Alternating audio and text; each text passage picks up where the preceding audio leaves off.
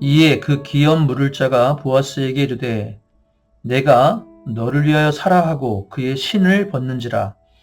보아스가 장로들과 모든 백성에게 이르되 내가 엘리멜렉과 기럐과 말론에게 있던 모든 것을 나오미의 손에서 산 이래 너희가 오늘 증인이 되었고 또 말론의 아내 모압 여인 룻을 사서 나의 아내로 맞이하고 그 죽은 자의 기업을 그의 이름으로 세워 그의 이름이 그의 형제 중과 그곳 성문에서 끊어지지 아니하게 하매 너희가 오늘 증인이 되었느니라 하니 성문에 있는 모든 백성과 장로들이 이르되 우리가 증인이 되나니 여호와께서 내 집에 들어가는 여인으로 이스라엘의 집을 세운 라헬과 레아 두 사람과 같게 하시고 내가 에브랏에서 유력하고 베들레헴에서 유명하게 하시기를 원하며 여호와께서 이 젊은 여자로 말미암아 내게 상속자를 주사 이 집이 다말이 유다에게 낳아준 베레스의 집과 같게 하시기를 원하노라 하니라. 아멘. 할렐루야. 오늘도 하나님의 충만한 은혜를 누리는 복된 하루가 되시길 바랍니다. 같이 봉독한 말씀 가지고 존중하면 존중받습니다 라는 제목으로 말씀 묵상 나누겠습니다. 우리가 룻기를 살펴보고 있는데 오늘 본문은 드디어 보아스가 룻을 아내로 맞이하기를 결정되는 그런 내용입니다. 당시 이스라엘에는 계대 결혼이라는 관습법이 있었죠. 지금 룻처럼 자식이 없이 혼자 되고 또 남편의 형제도 없을 때는 가장 가까운 친척이 그를 아내로 맞아야 했는데 만약 그 가까운 친척이 그 의무를 거절하면 그 다음에 가까운 사람이 그 의무를 감당해야 했습니다. 룻의 경우에도 보아스보다도 더 가까운 친척이 있었기 때문에 그 사람에게 우선적인 결정권이 있었죠. 그런데 오늘 본문을 보니까 그 가까운 친척이 그 사람이 룻을 아내로 맞는 것을 거부하고 신을 벗는 그 행위를 통해서 자신의 거부 의사를 밝힙니다. 그제야 보아스가 이제 자신이 룻을 아내로 맞이할 것을 밝히고 그곳에 있는 사람들을 증인으로 확증합니다. 결국 보아스가 바라던 대로 룻이 보아스의 아내가 된 것이죠. 그런데요, 이 과정에서 인상적인 내용이 있습니다. 그건 뭐냐면 보아스가 이 공동체 안에서의 절차와 룰을 아주 성실하게 잘 지킨다는 것입니다. 사실 보아스는요, 누구보다 룻을 아내로 맞이하길 간절히 바랬던 사람이죠. 그런데 만약에 자기보다 우선권이 있는 사람이 나서게 되면 보아스로서는 낭패를 볼 수 있는 상황입니다. 그러니 은근슬쩍 절차를 무시하고 룻을 아내로 맞을 법도 했던 상황이죠. 게다가 보아스는 그 지역에서 상당한 재력가였고 꽤 힘이 있었던 사람입니다. 룻기 2장 1절에 보면요, 거기 그런 표현이 나옵니다.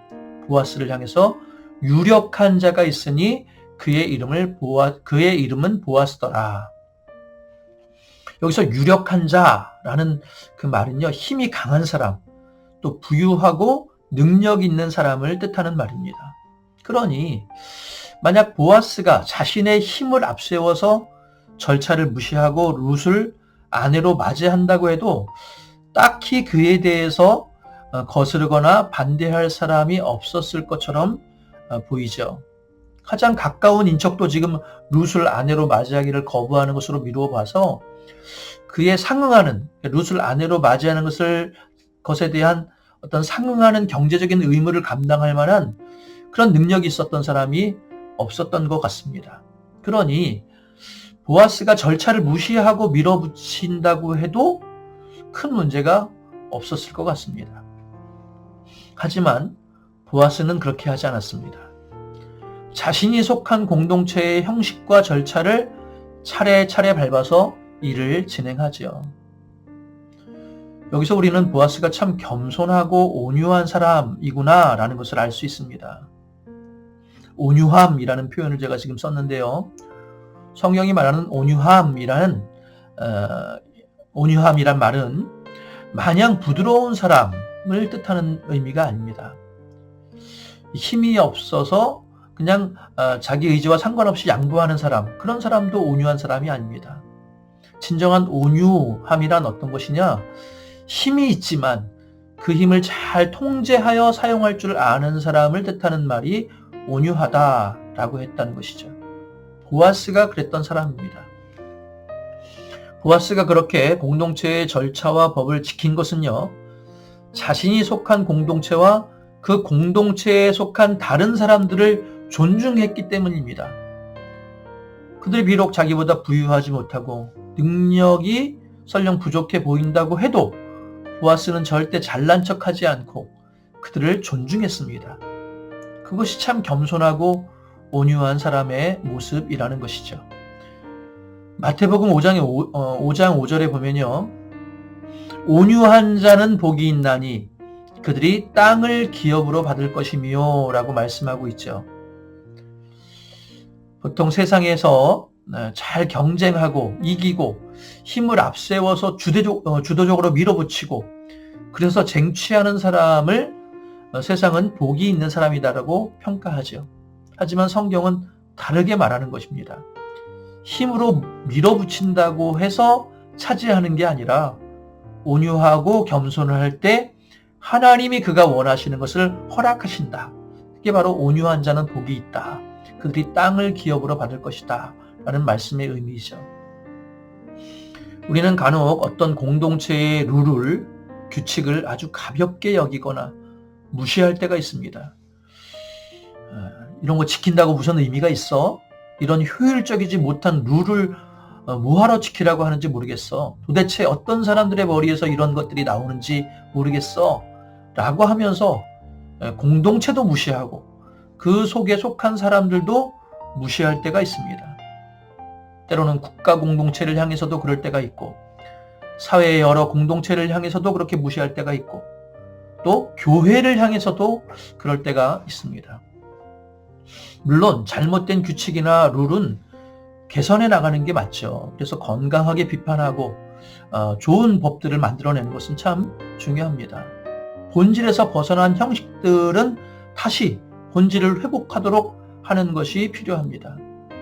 하지만 기존의 절차와 룰을 무턱대고 무시하고 비판만 하는 것은 잘못입니다. 그건 어디까지나 내 교만을 드러내는 것에 불과합니다. 나는 옳고 다른 사람들은 틀렸어. 나는 본질을 지키지만 다른 사람들은 본질에서 다 벗어났어. 라는 식의 자기의가 가득하기 때문에 공동체도, 공동체의 룰도, 그 사람들도 무시하는 것이죠. 그러기에 우리가 오늘 기억할 것은요, 내가 다른 사람이나 공동체를 무시하면 나도 무시당할 수밖에 없다는 것을 알아야 합니다. 내가 공동체와 공동체에 속한 사람들을 존중하지 않으면 누구도 나를 존중할 사람이 없다는 것입니다. 마태복음 7장 12절에 그러므로 무엇이든지 남에게 대접을 받고자 하는 대로 너희도 남을 대접하라. 이것이 율법이요 선지자니라. 소위 황금률이라고 알려진 말씀이죠. 내가 남에게 존중받길 원하면요, 먼저 존중해야 한다는 것입니다.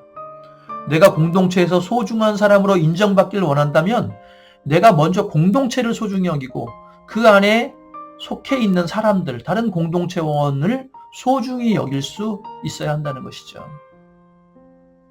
본문을 다시 한번 보세요. 보아스가 그렇게 공동체를 존중하며 절차를 따른 후에 룻을 아내로 맞이하자 그 마을 공동체의 모든 사람들이 보아스와 룻을 축복합니다. 오늘 본문 11절 12절 말씀이 그 말씀이에요. 성문에 있는 모든 백성과 장로들이 이르되 우리가 증인이 되나니 여호와께서 내 집에 들어가는 여인으로 이 룻으로 말미암아 이스라엘의 집에 세운 라헬과 레와 두 사람과 같게 하시고 내가 에브라스에서 유력하고 베들레헴에서 유명하게 하시기를 원하며 12절에도 보면 여호와께서 이 젊은 여자로 말미암아 룻으로 말미암아 내게 상속자를 주사 내 집이 다말이 유다에게 낳아준 베레스의 집과 같게 하시기를 원하노라. 사람들의 진심이 느껴지지 않습니까? 진심 어린 마음으로 지금 축복하고 있는 것입니다. 이런 축복을 받을 수 있었던 원리는 간단합니다. 먼저 존중해 주니까 존중받는 것입니다. 사랑하는 성도 여러분, 우리도 내가 속한 공동체에서 먼저 다른 사람들을 존중하고 그 공동체를 존중할 수 있길 바랍니다. 사회든 또 직장이든 또 학교든 교회든 존중해 줄 때 존중받을 수 있습니다. 내가 먼저 진심으로 존중하고 축복하면 그들도 진심으로 존중하고 축복할 것입니다. 바라기는 온유와 겸손을 품고 낮은 자리로 내려가는 저와 여러분들 되시길 바랍니다. 그러면 주님께서 저와 여러분들을 높이실 것입니다. 그런 결단으로 오늘 하루도 승리하며 살아가는 우리 믿음의 성도님들 되시길 주님의 이름으로 축원합니다. 기도하겠습니다. 하나님, 오늘도 말씀과 기도로 하루를 시작하게 하시니 감사합니다. 우리가 세상의 많은 공동체에 속해 살아갑니다. 우리 주변의 많은 사람들과 관계를 맺고 살아갑니다. 이런 세상 속에서 다른 사람들을 먼저 존중해주고 내가 속한 공동체를 존중할 줄 아는 그런 겸손하고 온유한 사람들 되게 하여 주옵소서.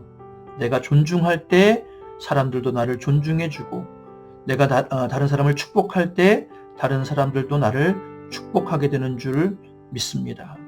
이 간단하지만 중요한 원리를 붙들고 오늘 하루도 겸손하고 온유하게 살아갈 수 있도록 인도하여 주옵소서.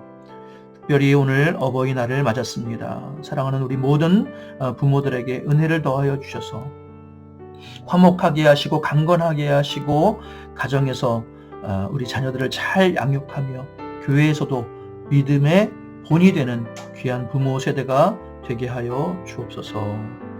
감사드리며 예수님의 이름으로 기도드립니다. 아멘.